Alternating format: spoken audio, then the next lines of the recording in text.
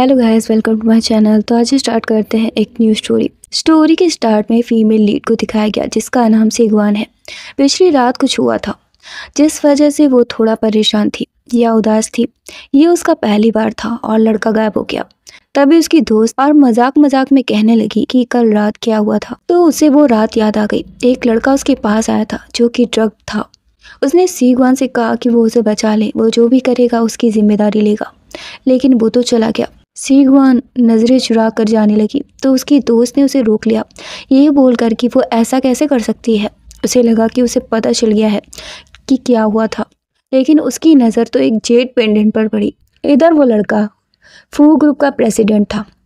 उसने अपने आदमियों से उस लड़की को ढूंढने के लिए कहा जिसने उसे बचाया था। वो अपनी जिम्मेदारी लेने वाला था और उससे शादी भी करने वाला था।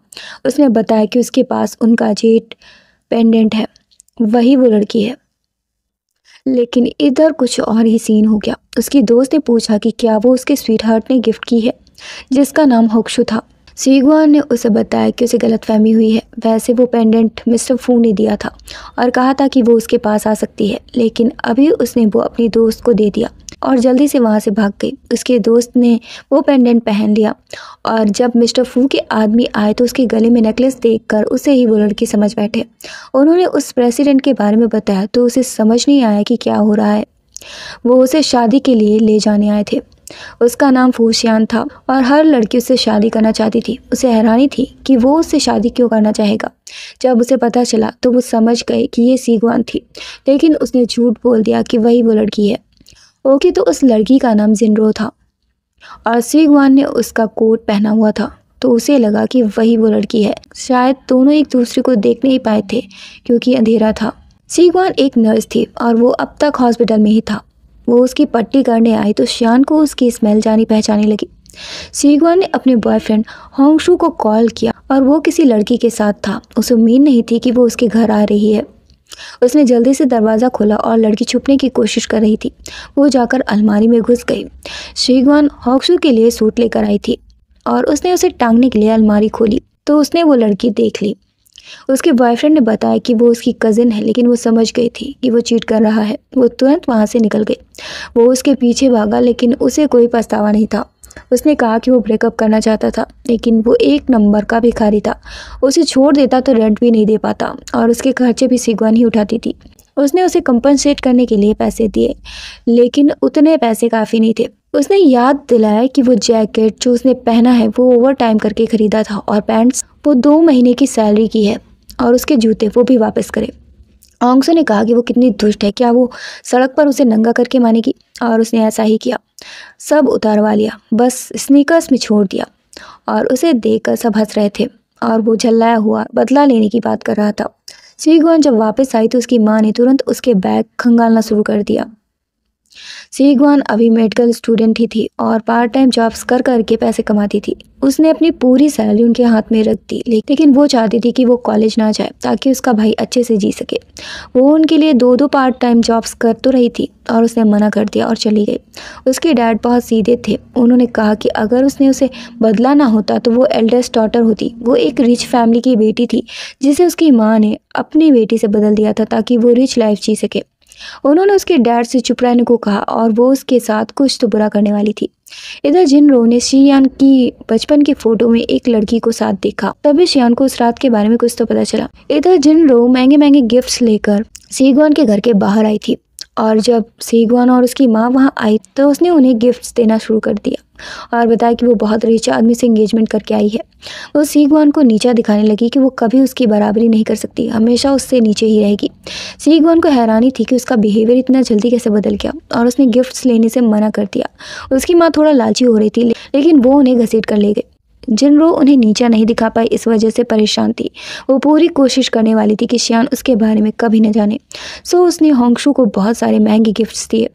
वो उसके साथ भी अच्छा बिहेव नहीं कर रही थी। घमंड उसके सर पर चढ़ गया था। सीगवान की माँ सीगवान को डांट रही थी, वो एक अमीर आदमी क्यों नहीं फंसा पाई। तभी होंगशू गिफ्ट्स लेकर आ गया।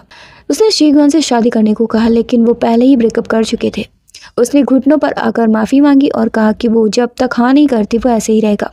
सीगवान ने उसे लात मारी और आगे बढ़ गई। उसकी माँ ने भी उससे जाने को कहा, लेकिन जब गिफ्ट्स देखे तो वो महंगे थे उन्हें देखते ही उनका बिहेवियर बदल गया। उसे तुरंत सोफे पर बिठाया और खाने को एप्पल दिया। वो शादी के लिए तैयार थी। शीगवान हैरान थी कि उसकी माँ क्या कर रही है।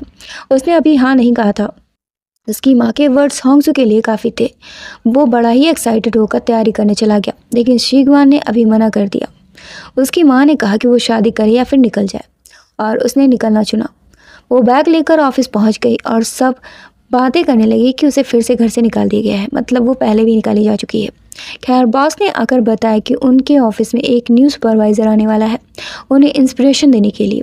अगर किसी ने उनको गुस्सा दिलाया तो वो उसे छोड़ेंगे नहीं। लेकिन ये सुपरवाइज़र तो जिनरो निकली। उसने कहा कि वो सबके साथ अच्छे से पेश आएगी। शीगवान ने उससे पूछा कि वो वहाँ कैसे, तो उसके साथ आया आदमी ने माफ़ी मांगने को कहा। वो फू फैमिली की मिस्ट्रेस थी, तो वो ऐसे बात नहीं कर सकती थी। उसके कलीग्स ने बताया कि वो अपना सामान लेकर आई है और वहीं पर खाना रहना कर रही है और काम पर भी एक्टिव नहीं रहती, तो वो उसे पनिश करने वाली थी। उसने कहा कि वो टॉयलेट साफ करेगी। शीगवान और वो साथ में बड़े हुए थे। उसने जब कहा था कि वो शियान से शादी करने वाली है तो उसे लगा था कि वो मजाक कर रही है, लेकिन जिनरो ने बताया कि उसके पास मजाक करने का टाइम नहीं है। ऑफ कोर्स मेन मुद्दा उसे नीचे दिखाना था। उसके साथ आए आदमी ने उससे फिर से माफ़ी मांगने को कहा क्योंकि उसने उसे झूठा कहा। शीगवान ने कहा कि वो साथ में बड़े हुए हैं, उससे बेटर उसे कोई नहीं जानता, लेकिन वो अलग ही मूड में थी। उसने कहा कि वो टॉयलेट साफ करे या फिर वहाँ से निकल जाए। उसने बैग उठाया और जाने लगी, लेकिन उसने अपनी टांग अड़ा दी और वो गिर गई। उसके बैग के सारे पैसे नीचे गिरा दिए और कहा कि वो रिज़ाइन नहीं दे सकती, तो टॉयलेट साफ करना ही होगा। वहाँ खड़े लोग भी उसे नीचा दिखाने लगे और उसके कपड़ों से पोछा लगाने को कहा। तभी शियान आ गया। उसने जिनरो से पूछा कि वो वहाँ क्यों आई है, तो उसने कहा कि वो बस काम करना चाहती है ताकि उसके लायक बन सके। शियान ने बताया कि भले ही उसके पास कुछ ना हो, वो फू फैमिली के मेंबर है, तो उसे ये सब करने की ज़रूरत नहीं है। उसने शीगवान को नहीं देखा, लेकिन उसे ज़मीन पर देखा तो पूछा कि वो वहाँ क्या कर रही है। जिनरो ने कहा कि वो बस उसे सबक सिखा रही थी। शियान ने उसे छोड़ने को कहा और वहाँ से उसे लेकर चला गया। उनके जाते ही बाकी के कलीग्स उसे नीचा दिखाने लगे और घुटनों पर आकर माफ़ी मांगने को कहा। बॉस भी झाड़ू पोछा लेकर आ गए और पूरा 1 महीने यही काम करने को कहा। उसे टॉयलेट साफ करना और पोछा लगाना होगा। शीगवान अपना बैग उठाकर जाने लगी तो बॉस ने उसे ज़बरदस्ती रोकने की कोशिश की। उसने चिल्लाकर कहा कि उसे जाने दे। उसकी आवाज़ सुनते ही शियान रुक गया। उसे याद आया कि ये वही तरीका है, सेम आवाज़ है जो उस रात वाली लड़की की थी, और वो पहचान गया कि ये वही है, और वो तुरंत उसके पास आया। उसने बॉस को उसे थप्पड़ मारने से रोका और उसका नाम पूछा। उन लोगों ने कहा कि वो बस एक टेम्परेरी एम्प्लॉय है जो काम सही से नहीं कर रही है। शियान फिर से जाने लगी तो शियान को उसकी स्मेल आई। ये सेम थी जैसी उस रात थी। उसने उसे रोका। शीगवान के पास खोने के लिए कुछ नहीं था, इसलिए वो बस जाना चाहती थी, भले ही वो उसे गलत समझे। शियान ने अपने आदमी से पूछा कि उस रात उसने एक स्ट्रेंज नंबर से कॉल किया था, क्या वो नंबर उसके पास है। ये सुनते ही जिनरो घबरा गई और उसे रोकने की कोशिश करने लगी। शियान ने उसे अपना फ़ोन निकालने को कहा तो वो बहाने बनाने लगी। उसने कॉल किया तो शीगवान का फ़ोन बजा। वो फ़ोन देने को तैयार नहीं थी, तो उसने फ़ोन छीनने की कोशिश की, लेकिन जिनरो बीच में आ गई और उसने फ़ोन छीन लिया। उसने पूछा कि क्या वो शक कर रहा है। शियान गुस्से में था। उसने फ़ोन छीना, लेकिन ये कॉल उसकी माँ की थी। शीगवान को गुस्सा आ रहा था। वो चाहती थी कि दोनों से अकेला छोड़ दे। जिनरो ने बहाना बना दिया कि उसके फ़ोन में नेटवर्क नहीं थे। फ्लैशबैक में दिखाया गया कि उस रात उसने अपना फ़ोन शीगवान को दे दिया था ताकि कोई उसे डिस्टर्ब ना करे। शियान को जिनरो पर शक हो रहा था, लेकिन एक्चुअली में उसे मिस्ड कॉल आई थी। शियान ने फिर से शीगवान से पूछा कि वो उस रात कहाँ थी, तो उसे समझ नहीं आया कि वो क्या कह रहा है। शियान उस पर नज़र रखने वाला था, तभी होंगशू आ गया और बताया कि वो उसकी गर्लफ्रेंड है, तो चेक करने की ज़रूरत नहीं है। शीगवान ने उसे झटक दिया, लेकिन उसने उसके कान में कहा कि वो सबको बता देगा कि वो किसी स्ट्रेंजर के साथ सोकर आई है, इसलिए वो चुप हो गई। शियान ने जिनरो से माफ़ी मांगी और वादा किया कि जल्दी से शादी करेगा। जाने से पहले जिनरो ने शीगवान का फ़ोन मांगा और तोड़ दिया। शियान उसे लेकर चला गया और वो उसके साथ सोना चाहती थी। शियान उसके साथ आने वाला था, लेकिन जब जिनरो उसे किस करने चली तो वो हिचकिचा गया। तभी उसे कॉल भी आ गया और वो काम से चला गया। जिनरो नोटिस कर रही थी कि वो उससे दूर रहने की कोशिश कर रहा है। इधर शीगवान टेबल साफ कर रही थी, लेकिन उसकी कलीग उसका काम बढ़ाने में लगी थी। तभी होंगशू वहाँ आया और उसे एक कार्ड दिखाकर साथ रहने को कहा। शीगवान ने उसे मना कर दिया और वो पीछे ही पड़ गया। शीगवान ने उसे धमकी दी कि वो उस पर सेक्सुअल हैरेसमेंट का केस कर देगी और वो दूर हो गया। उसने जिनरो को कॉल किया और बताया कि वो मानने को तैयार नहीं है, तो उसने बताया कि जल्द ही बैंक्वेट होने वाला है, वहाँ वो उसे ड्रिंक कराए और फिर वो उसकी। जब सब बैंक्वेट में आए तो लड़की ने उसकी ड्रिंक में कुछ पिला दिया। सब जानते थे कि क्या हो रहा है और उसके नशे में होते ही दोनों को अकेला छोड़कर चले गए। होंगशू उसके साथ ज़बरदस्ती करने की कोशिश कर रहा था, लेकिन उसने हार नहीं मानी, बार बार लात घुसा मार दिया। जिनरो ने उसे बहुत सारे पैसे दिए थे तो वो उसे जाने नहीं दे सकता था। तभी शियान वहाँ से गुजरा और उसने सीगवान की आवाज़ सुनी और जाकर होंगशू को एक लात मारी। उसने वाइन बॉटल उसके सर पर फोड़ दी। उसने बताया कि वो गर्लफ्रेंड बॉयफ्रेंड हैं और मजाक चल रहा है, लेकिन सीगवान ने बता दिया कि वो उसे फोर्स कर रहा है। शियान ने उसे वहाँ से भगा दिया, लेकिन वो बहुत ही नशे में थी और बेहोश हो गई। अगले ही सीन में उसने अपनी टांगें उसके ऊपर लाद रखी थी और वो हॉस्पिटल में थी। उसे अभी भी किसी का छूना बहुत अजीब लग रहा था, लेकिन जब होश आया तो ये शियान था। वो रात भर उसके लिए बैठा था। उसे अर्जेंट काम था इसलिए जाने वाला था। सीगवान ने उसे थैंक्स कहा। तभी नर्स ने आकर बताया कि उसे पीना नहीं चाहिए, वो प्रेग्नेंट है। ये सुनकर उसके भी होश उड़ गए और शियान भी उखड़ा हुआ सा चला गया। अब सीगवान घर में काम कर रही थी और होंगशू उसके लिए फूल लेकर आ गया। उसने उसे फिर से प्रपोज किया, लेकिन उसने फूल उठाकर फेंक दिए। उसकी माँ उसे एक्सेप्ट करने के लिए फोर्स कर रही थी। जब वो नहीं मानी तो उसने बताया कि उस रात हॉस्पिटल में वही उसके साथ था। सीगवान को भरोसा नहीं हुआ कि ये वही था। उसे बहुत चोट आई थी, ये वो नहीं हो सकता। उसने फ़ोन की रिकॉर्डिंग चला दी। उसने बताया कि ये फर्स्ट टाइम था इसलिए उसने रिकॉर्ड कर लिया।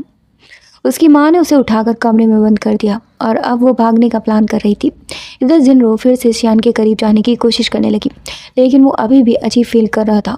फिर उसने कहा कि वो उसके पेरेंट्स से नहीं मिला है तो वो अगले दिन जाएंगे। ये सुनकर उसका मुंह बन गया और वो बहाना बनाकर निकल गई।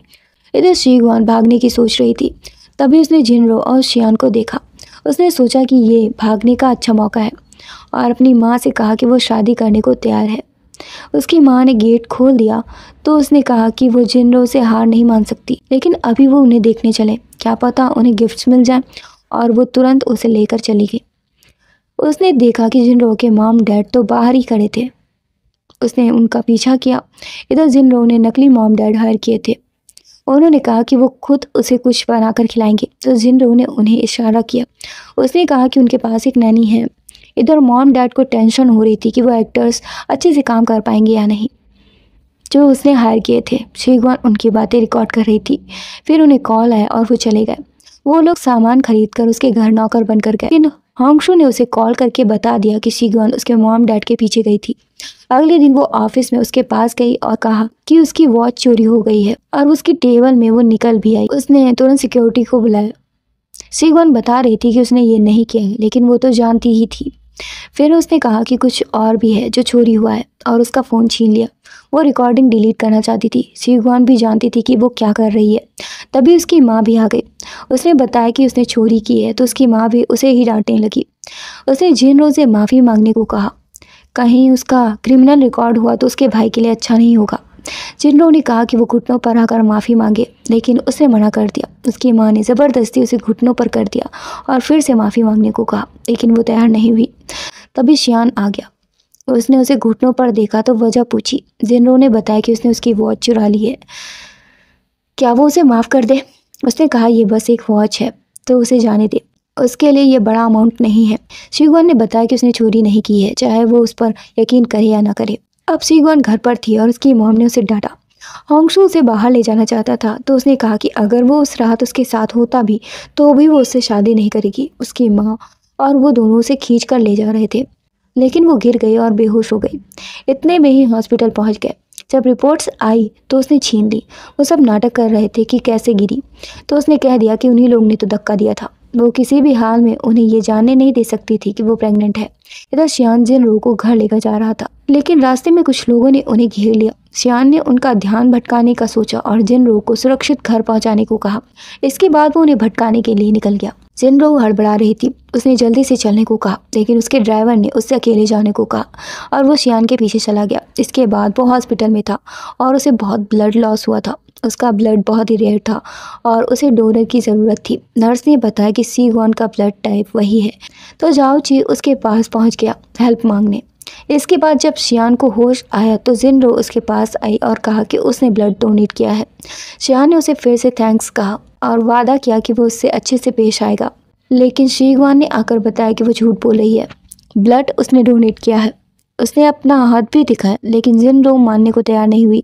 शिगवान ने उसका ब्लड टाइप पूछा तो उसने रिपोर्ट्स मंगवा ली जिसमें उसका नाम पड़ा था और उसका ब्लड टाइप भी फेक था। शिगवान समझ गई थी कि वो पहले से ही क्रेडिट खाने का बैठी थी और वो तैयारी करके तो आई ही होगी।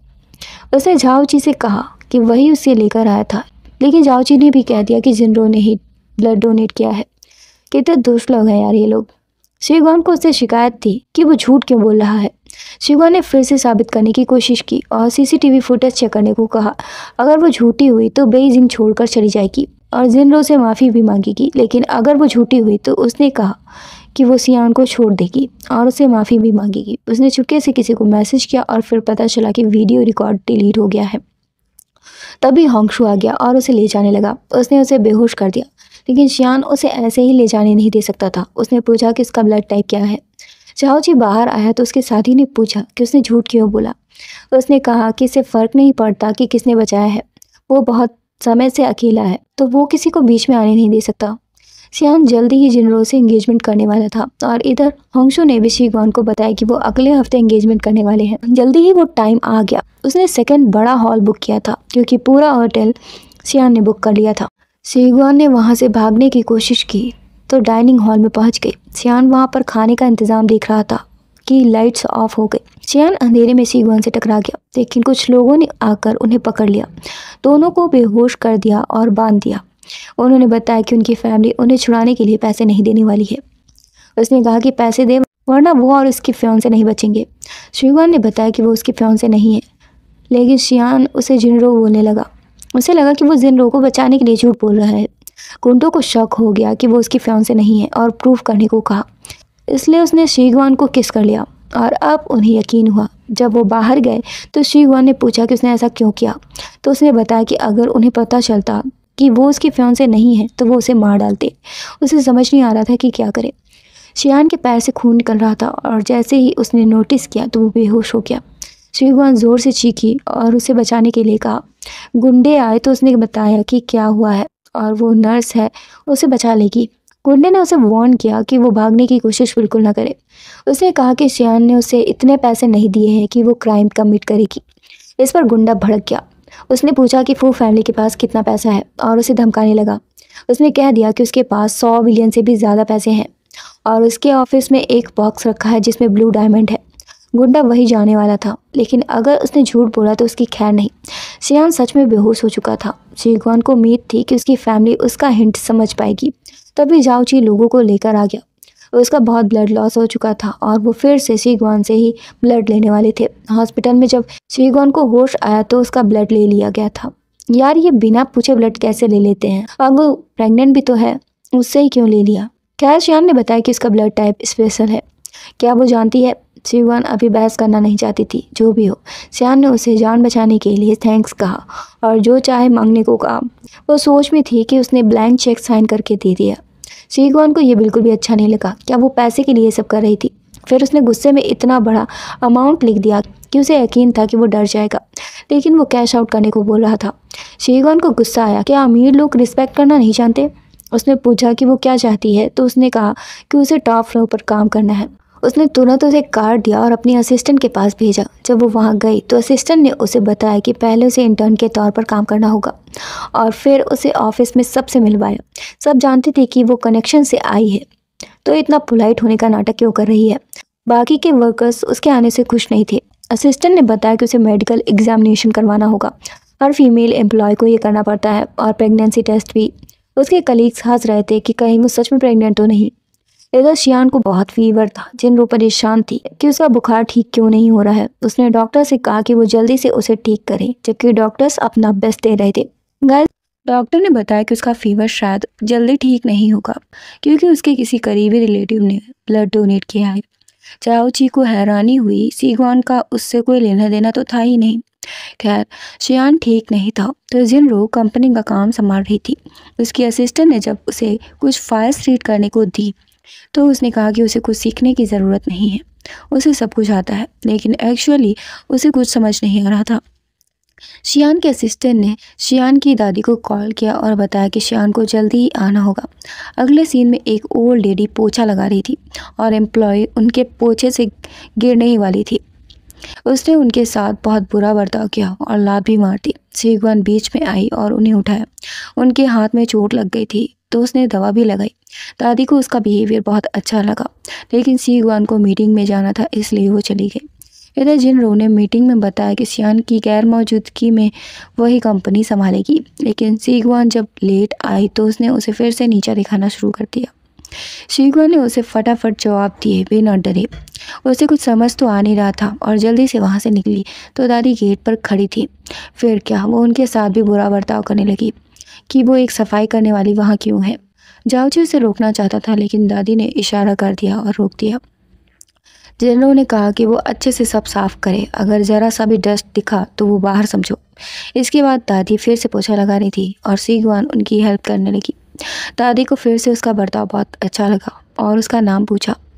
उन्होंने कहा अगर कोई उसे बुली करे तो वो उन्हें बताए, लेकिन सीगवान ने उन्हें वार्न किया कि जिनरो फू फैमिली से है तो वो उसे उकसाए नहीं, उन्हें बस अपना काम करना है। तभी जिनरो भी निकली और उससे मेडिकल एग्जामिनेशन ना कराने के लिए उल्टा सीधा बोलने लगी। सीगवान ने बताया कि ये उसका पर्सनल मैटर है तो वो बीच में ना आए। दादी जब बीच में आई तो जिनरो फिर से उनके साथ बुरा बर्ताव करने लगी। दादी ने सीगवान से साथ चलने को कहा। वो अपने पोते के पास उसे ले जाएंगी और उसे सब बताएंगी। जिनरो ने बताया कि वो फू फैमिली से बिलोंग करती है और शियान उसके लिए कुछ भी कर सकता है। उसने शियान को कॉल किया और बताया कि उसे किसी ने बुली किया है तो वो तुरंत आ जाए। एम्प्लॉय ने बताया कि वो प्रेग्नेंट है। ब्लड टेस्ट से पता चला। उसकी रिपोर्ट्स प्राइवेट होनी चाहिए थी। उसे पता नहीं कैसे पता चला। खैर, उसने पूछा कि उसका बच्चा किसका है तो वो जवाब नहीं दे पाई। उसके हिसाब से वो उसी डिपार्टमेंट के किसी आदमी से प्रेग्नेंट हुई थी और उसने डीएनए टेस्ट कराया था। जब उसने रिपोर्ट्स खोली तो देखकर हैरान हो गई। जिन्होंने देखा कि वो बेबी सियान का था, लेकिन उसे सियान का सैंपल कैसे मिला? ये अजीब बात है, क्या रिपोर्ट से ही टेस्ट कराया जा सकता है? खैर, ये बात जैसे ही जिनरो को पता चली वो चौंक गई। उसने कहा कि ये गलत रिपोर्ट है और उस एम्प्लॉय को थप्पड़ मार दिया। उसे लगा उसने गलती की है, लेकिन वो तो सच जानती ही थी, फिर भी ये सब कर रही थी।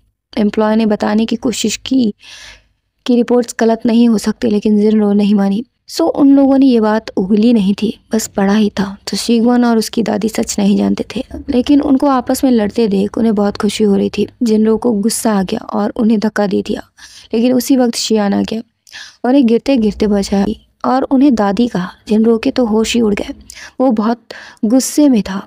वो हॉस्पिटल से सिर्फ उसके लिए आया था, ये जानने के लिए कि उसकी दादी ने उसे बुली किया है। जिनरो ने सफाई देने की कोशिश की कि उसने कुछ नहीं किया है, तो दादी ने रिकॉर्डिंग चला दी जिसमें वो उन्हें कचरा उठाने वाली बोल रही थी और वो उससे सॉरी सुनना चाहती थी। सियान ने उसे तुरंत माफ़ी मांगने को कहा। जिनरो ने बताया कि उसे लगा कि वो आउटसाइडर है इसलिए ऐसा कर रही थी, लेकिन उन्हें बस सॉरी सुनना था। जब जिनरो ने माफ़ी मांगी तो उन्होंने कहा कि उन्हें सुनाई नहीं दिया। उसने और ज़ोर से सॉरी बोला, लेकिन दादी को अभी सेटिस्फेक्शन नहीं हुआ था।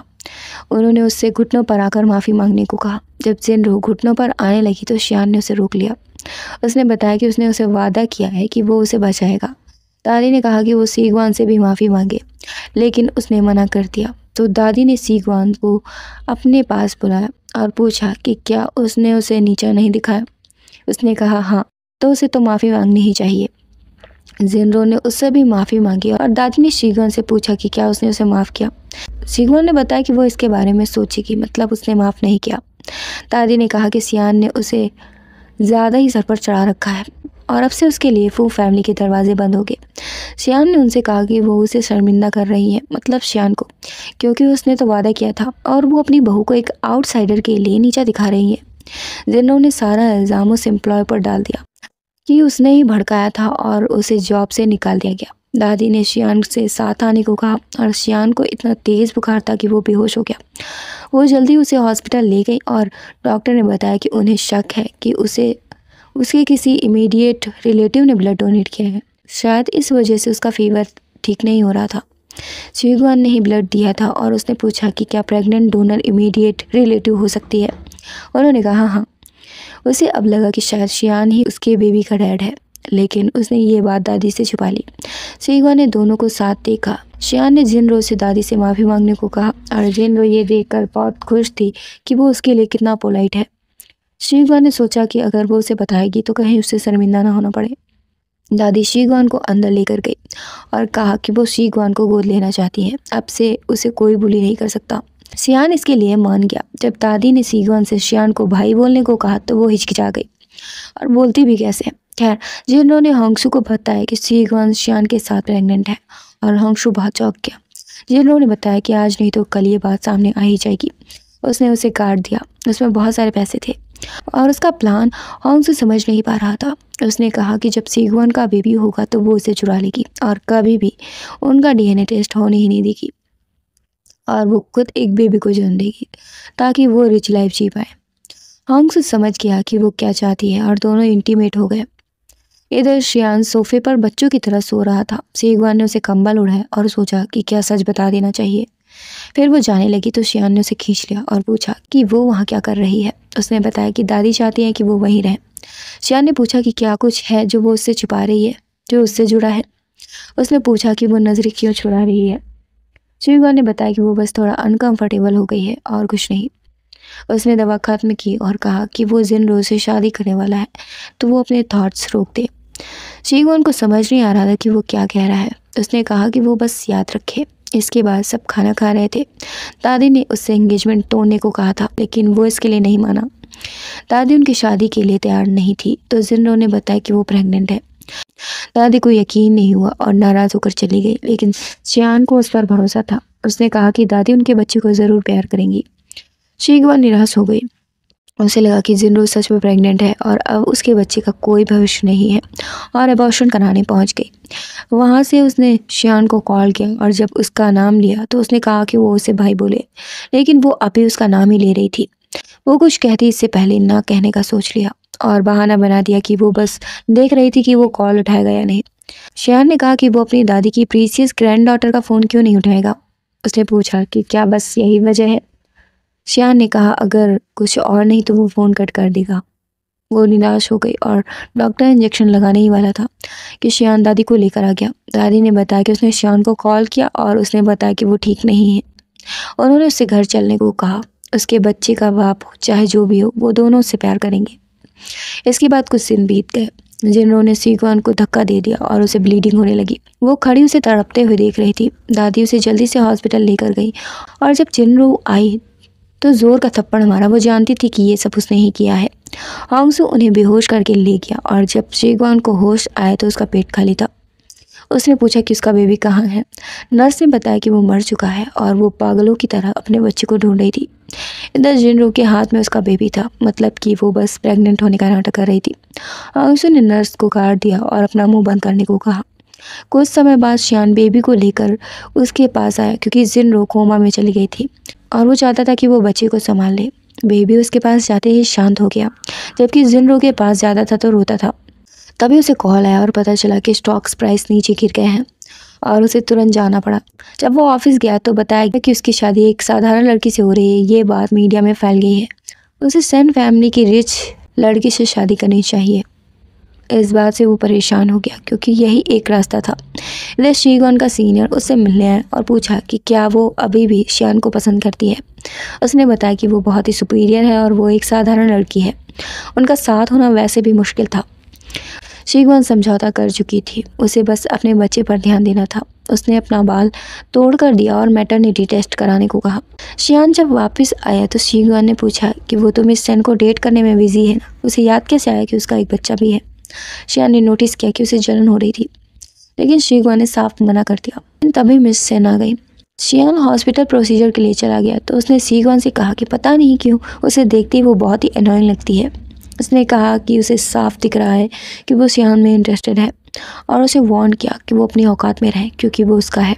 खैर, शीगवान ने बताया कि उसका शियान से कोई लेना देना नहीं है। मिस सेंग ने कहा कि अगर वो अपनी औकात में नहीं रही तो मजाक बन जाएगी। तभी शियान आ गया।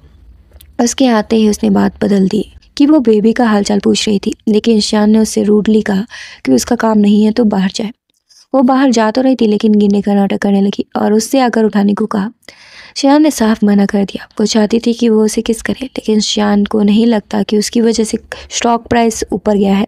खैर, शीगवान दादी का ख्याल रख रही थी। वो होश में नहीं थी। तभी मिस्टर सेंग आ गए। वो उन्हें बड़ी बहन बोल रहे थे, शायद पुराने दोस्त थे। शीगवान काम से बाहर गई तो उन्होंने बताया कि उनकी पोती और उनके पोते की शादी होने जा रही है। दादी बेहोशी में शीगवान का नाम ले रही थी और उसे अपनी बहू बोल रही थी। जब शीगवान उन्हें पानी देने आई तो गलती से पानी गिर गया और पहुंचते वक्त शीगवान के हाथ पर एक बर्थ मार्क उन्होंने देखा। उन्होंने उसके बारे में पूछा तो उसने बताया कि वो बस एक बर्थ मार्क है और जल्दी से चली गई। लेकिन मिस्टर सेंग ने उसे इन्वेस्टिगेट करने को कहा। जल्द ही शियान की शादी सेंग चियान से होने जा रही थी। उसने शीगवान से कहा कि वो लो लेवल के लोग उसकी बराबरी नहीं कर सकते, जैसे जिनरो नहीं कर पाई। शीगवान ने साफ बताया कि उसे उसमें कोई इंटरेस्ट नहीं है। खैर शादी होने वाली थी, लेकिन जस्ट टाइम पर ग्रैंडपा मतलब मिस्टर सेंग ने कहा कि वो गलत ब्राइड है। जल्दी शीगवान की माँ को लेकर आ गए और दादाजी ने बताया कि उनका बेटा और बहू मर गए थे और उनकी पोती बस 1 महीने की थी। तब उन्होंने उसे नैनी के तौर पर रखा था, लेकिन अचानक उसका बर्थमार्क गायब हो गया। इसका मतलब कि उनकी पोती को बदल दिया गया था और उनकी पोती शीगवान है। चियान अपनी माँ को कचरा बोल रही थी तो उसकी माँ उस पर झपट पड़ी, लेकिन उसने उन्हें पहचानने से मना कर दिया। चियान ने उसका साथ नहीं दिया। वो उससे शादी कर रहा था क्योंकि जिनरो कोमा में थी। पता नहीं कोमा में कैसे पहुंच गई। यार उसने ही वो न्यूज़ फैलाई थी ताकि उससे शादी कर सके। चियान ने शादी से मना कर दिया। जिनरो भी आ गई थी। उसने चियान को वहाँ से निकाल दिया और बताया कि वो जिनरो से शादी करना चाहता है। मिस्टर सिंह चाहते थे कि वो शीगवान से शादी करे, लेकिन उसने जिनरो को वादा किया था और उनका एक बेबी भी था, सो वो उससे शादी करने वाला था। लेकिन अब शीगवान बीच में आ गई और पूछा कि क्या वो जिनरो को जानता भी है। और उसने उसके मॉम डैड को बुलाया और सच बताया। जिनरो उन्हें पहचानने से मना कर रही थी। उसके मॉम डैड बहुत दुखी थे। उसने कहा था कि वो बेइजिंग से जाने के बाद उन्हें विला में रखेगी, लेकिन होंगसी से उन्हें मरवाने का प्लान कराया। कितनी दुष्ट है। जिनरो ने कहा कि वो बस शर्मिंदा थी कि वो उसके लायक नहीं है, लेकिन शीगवान ने बताया कि वो बच्चा उसका तो है, लेकिन जिनरो का नहीं, बल्कि वो खुद उसकी माँ है। शीगवान ने बताया कि उस रात वो जिनरो की जगह पर काम कर रही थी और उसने ही उसे बचाया था। शियान को यकीन नहीं हुआ और प्रूफ मांगा। उसने डीएनए टेस्ट रिपोर्ट दिखा दी। जाओची ने भी बताया कि उस दिन शीगवान ने ही ब्लड डोनेट किया था। उसने नहीं बताया क्योंकि वो जिनरो से शादी करने वाला था। शियान ने जिनरो को झटक दिया और उसकी एक भी नहीं सुनी। वो शुरू से ही उसे धोखा दे रही थी। दादी भी आ गई थी और उसे पुलिस के हवाले कर दिया। शियान ने पेंडेंट छीन लिया और शीगवान को दिया, लेकिन उसने मना कर दिया। वो उससे शादी करना नहीं चाहती थी। दादी ने वादा किया था कि वो बच्चे को लेकर उसे जाने देंगी और वो जाने लगी। शियान ने शिकायत की कि वो उसे जाने कैसे दे सकती हैं, तो दादी ने कहा कि वो उसका पीछा करे। शियान ने शीगवान से कहा कि वो पेंडेंट बहुत ही प्रीसियस है, उससे वो फू फैमिली की मेंबर बन सकती है। वो उसे प्रमोट कर रहा है, लेकिन वो खुद को खुद प्रमोट करने वाली थी। वो चली गई और शियान उसके पीछे भागा। यहीं पर स्टोरी का एंड हो गया। उसका मूड देखकर लग रहा था कि वो शादी कर लेगी। So thanks for watching guys. Please like share comment and subscribe. तो मिलते हैं नेक्स्ट वीडियो में।